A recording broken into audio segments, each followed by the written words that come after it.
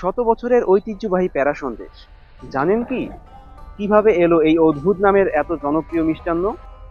আসসালামু আলাইকুম, খাঁটি পণ্যের দোকান থেকে আমি তাবিব আছি আপনাদের সাথে। শত বছর আগে যখন ফ্রিজ বা খাবার সংরক্ষণ করার কোনো উপায় ছিল না, তখন দীর্ঘদিন খাবার ভালো রাখা যায় এমন ভাবনা থেকেই প্যারা সন্দেশ তৈরি শুরু হয়। জনশ্রুতি অনুযায়ী নওগাঁ শহরের কালীতলা এলাকার মহেন্দ্রী দাস নামের এক ব্যক্তি সর্বপ্রথম প্যারা সন্দেশ তৈরি শুরু করেন। তখনকার সময়ে মূলত দুধ জাল দিয়ে ছানা তৈরি করা হতো। ছানার সাথে চিনি মিশিয়ে বানানো হতো সন্দেশ।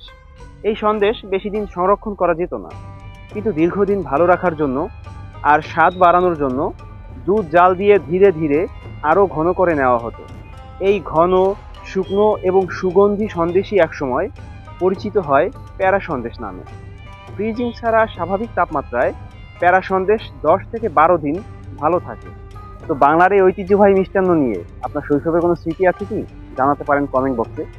আর ঐতিহ্যের স্বাদ নিতে চাইলে অর্ডারের জন্য ইনবক্স করুন আমাদের হোয়াটসঅ্যাপে, অথবা কল করুন আমাদের হটলাইন নাম্বারে, অথবা ভিজিট করুন আমাদের খাঁটি পণ্যের দোকানের যে কোনো আউটলেট। আসসালামু আলাইকুম।